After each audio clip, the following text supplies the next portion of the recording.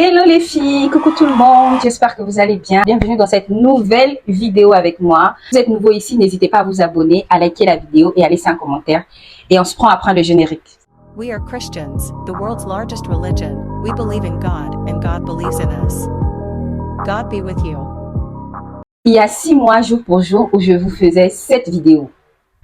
Les 10 raisons pour lesquelles j'aime ma vie en Côte d'Ivoire. Et vous avez été nombreux à écrire soit en commentaire sur Insta, voire venir vous installer ici en Côte d'Ivoire. Cette vidéo, ça sera vraiment de répondre à l'ensemble des questions que vous m'avez posées. Parce que c'est vrai que je vous ai répondu, mais ça pourra aussi aider des personnes qui regardent cette vidéo.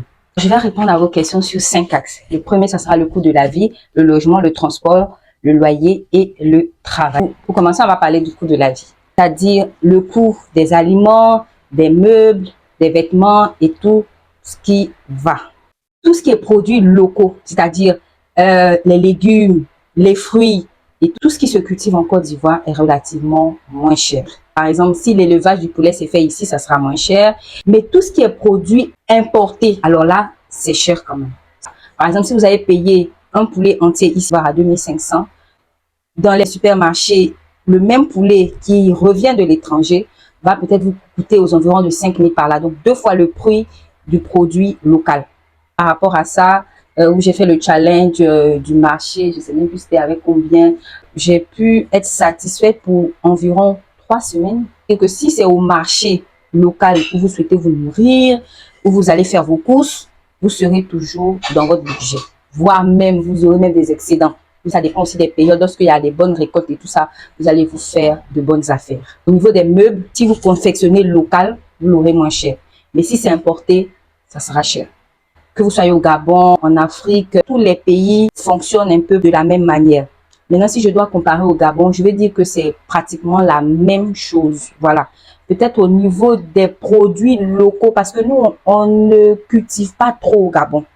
On importe beaucoup du Cameroun et tout ça. Donc, ça fait que même ce qui est des produits de première nécessité d'alimentation, c'est relativement plus cher là-bas qu'ici.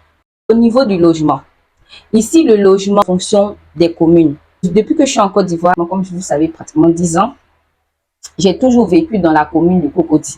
2015 par là, vous pouvez avoir des studios à 70 000, 80 000. Mais plus ces années avancent, les coûts des logements sont assez élevés parce que ici, ils sont en permanence croissance, vous voyez. Voilà, le pays est vraiment en voie de développement. Donc, les infrastructures sortent de terre pratiquement tous les jours.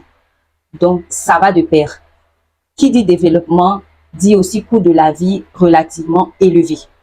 Donc, au niveau des logements, les studios qu'on avait avant à 70 000 ou à 80 000 aujourd'hui sont passés à 100 000 francs. Et là, je parle de la commune de Cocody. Voilà, sinon dans les autres communes comme le Pougon, Abobo et consorts, vous les aurez moins chers. Mais comme vous venez en tant qu'expatrié, personnellement, je vous conseille la commune de Cocody. Si vous êtes déjà rodé dans la ville, vous connaissez déjà un peu les rouages du pays, là, vous pouvez aller dans les communes comme Loupugon, Abobo. Mais si vous venez d'arriver, je vous conseille Cocody. Peut-être encore limite Marcory. Voilà.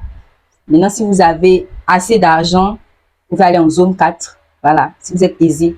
Mais en tout cas, Cocody, moi, je vous conseille parce que Cocody, vous aurez l'équilibre. À Cocody, vous pouvez avoir à la fois dans le même secteur ou bien dans le même quartier, trouver un studio de 100 000 comme trouver un autre studio de 150 000. Vous voyez? Voilà. Donc, c'est-à-dire, en fonction de vos moyens, vous pourrez avoir ce qui vous convient.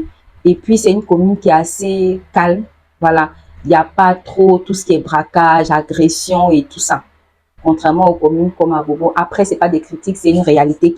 Donc, si vous êtes expatrié, priorisez la commune de Cocody. Donc, Cocody, il y a plusieurs quartiers. Cocody Centre, Palmeraie, Bonoumé, Rivera 3, Rivera 4, Wafaya. Maintenant, au niveau du paiement du loyer, ici, ils prennent 4 mois. C'est-à-dire 2 mois d'avance, une caution et les frais d'agence. Parce que la plupart des personnes qui mettent des annonces de studios ou de maisons à louer, ce sont des agences. Ça ne passe pas très souvent par le propriétaire. La gestion de leur logement. Donc, lorsque vous voulez louer une maison, attendez-vous à payer 4 mois, 4 fois le loyer. Et puis, quand vous prenez une maison ici, veillez toujours à avoir votre contrat de bail. Ne donnez pas votre argent de loyer sans signer un contrat de bail. Le contrat de bail, normalement, se délivre par le propriétaire ou l'agence avec laquelle vous avez traité pour avoir le studio ou la maison. Sans contrat de bail, ne donnez rien du tout. Parce qu'il y a beaucoup de fausses agences qui ont beaucoup escroqué les gens. Donc, veillez à avoir le contrat de bail et lisez votre contrat de bail, signez-le et ça sera après déclaré à la mairie avec un tampon. Et soyez vraiment prudents dans vos démarches et tout ça en matière de logement et tout. Alors, on va parler des transports. Je peux dire, il y a 4 types de moyens de transport. Donc, on a le bus, qui est appelé ici la Soutra. On a les Baka, qui sont des minibus. Les Worogoro, qui sont des taxis communaux. Des taxis communaux qu'on partage, c'est-à-dire, il y a 4 places à l'intérieur. Les taxis que vous arrêtez, qui étaient d'abord auparavant des taxis compteurs, mais qui ne le sont plus. Aujourd'hui, on a la possibilité de négocier. Et puis, il y a maintenant des sociétés de transport telles que Yango, Uber, Twitch, etc. Donc, on va dire 5 moyens de transport. Voilà. Donc, en fonction de votre budget, vous prenez les moyens. Et puis j'ai oublié, il y a un 6e, il y a des taxis, c'est-à-dire qui quittent d'une commune à une autre. Des minivans de 6 places. Voilà, eux, je les avais oubliés. Donc, il y a 6 moyens de transport ici. Donc, je ne pourrais pas dire que le transport est cher. Parce qu'ici, il faut quand même reconnaître que le pays est très grand. Donc, une distance A à une distance B, c'est quand même des kilomètres qu'on parcourt. Donc, pour moi, c'est normal qu'on paye un certain coût. Après, ça dépend du moyen de transport que vous prenez. Si vous décidez de vous promener en société de transport telle que Yango, il facture en fonction du kilomètre, de l'heure que vous commandez, de la période, si c'est une période de fête ou pas, en fonction même du temps. Le coût du transport est relatif en fonction des temps et des circonstances. Plus la demande est élevée, l'offre aussi s'aligne. Donc moi, ce que je vous conseille, si vous avez les moyens, vous pouvez vous acheter votre voiture. Moi, ce que je prends généralement, ce sont les taxis communaux, c'est-à-dire où on monte à 4, une personne devant et 3 derrière. Si vous prenez peut-être les Baka, eux, c'est généralement un peu plus dangereux au niveau de leur conduite. Donc, lorsque personnellement je prends le Baka, c'est vraiment je suis coincée ou bien la distance est assez lointaine et puis j'ai pas forcément le budget pour investir dans un taxi. Voilà, là je me décide, je prends le Baka. Par exemple, lorsque je vais aller à Djamé, j'aime généralement prendre le Baka. Avant, je prenais beaucoup le bus pour aller à Djamé, mais le bus, je le trouvais très épuisant et puis il y avait toujours du monde à l'intérieur. Ça, oula, j'ai arrêté vraiment de prendre le bus. Sinon, moi, avant, je prenais le bus. Je prends toujours le Baka. Je prends les taxis communaux. Quand ça me prend aussi, je prends les sociétés de transport. Vraiment, moi, je suis à l'aise dans tous les moyens de transport en fonction de mon budget ou en fonction de ce que j'ai prévu de dépenser. Si je vais dans un endroit où ça me nécessite de prendre le Baka, je prends un Baka. Même pour aller à l'intérieur du pays, par exemple, si vous voulez par exemple aller à Yamoussoukro, le transport Yamoussoukro à Abidjan, c'est 5 000 francs. Donc 10 000 francs aller-retour. Je trouve que c'est quand même moins cher. Pour aller à l'intérieur du pays, en fonction de l'agence, en tout cas, vous n'allez pas dépasser 20 000 francs. On va parler au niveau du travail. Ce que j'ai à vous dire par rapport à ça, c'est que lorsque vous venez en tant qu'expatrié, priorisez les entreprises du secteur privé en fonction de la formation, de vos compétences. Après, même, c'est normal, hein. Je veux dire, dans les ministères, c'est pas évident que vous ayez une place là-bas parce que forcément, priorité aux nationaux. Ce qui est bien ici, c'est qu'il y a beaucoup d'entreprises privées et dans tous les domaines. Renseignez-vous d'abord quand même parce que c'est quand même une décision assez importante. Ou bien venez d'abord ici, peut-être pour une semaine ou deux, pour essayer d'analyser le marché. Voilà, les entreprises qui sont ici. Et puis, après, vous prendrez la décision qui vous semble être meilleure pour vous, quoi. Sinon, postulez ici. Si vous avez les compétences, vous avez la qualification qu'il faut, vous pourrez facilement vous trouver du travail ici. Ceux qui veulent ouvrir un business ici, voilà, une entreprise et tout ça, renseignez-vous au niveau de la CPC, comme je vous dis. Comme je vous disais tantôt, il est important de venir d'abord prendre connaissance du marché ivoirien en fonction de l'entreprise que vous voulez mettre en place. Sinon, sur les démarches, renseignez-vous au niveau de la CPC, tout ce qu'il faut comme document, pour la création d'entreprises. Maintenant, si c'est des petits business, produits de beauté, ça pas forcément besoin d'une déclaration quelconque. Voilà. Ayez juste un bon produit, sachez vendre. Ayez une bonne communauté aussi sur Internet. Et je pense que, bon, ça pourra le faire, quoi. Maintenant, si vous voulez quelque chose de plus structuré, plus formel, vous rendez à la CPC, vous voyez ce qu'il faut comme document pour ouvrir votre entreprise. Et puis, le marché, en tout cas, le marché est vaste, le marché est en voie de développement. Donc, il est possible que si vous êtes bon dans ce que vous faites et que vos services ou votre entreprise va donner de la qualité, vous allez forcément vous faire un nom. C'est ce qui est bien ici. Voilà.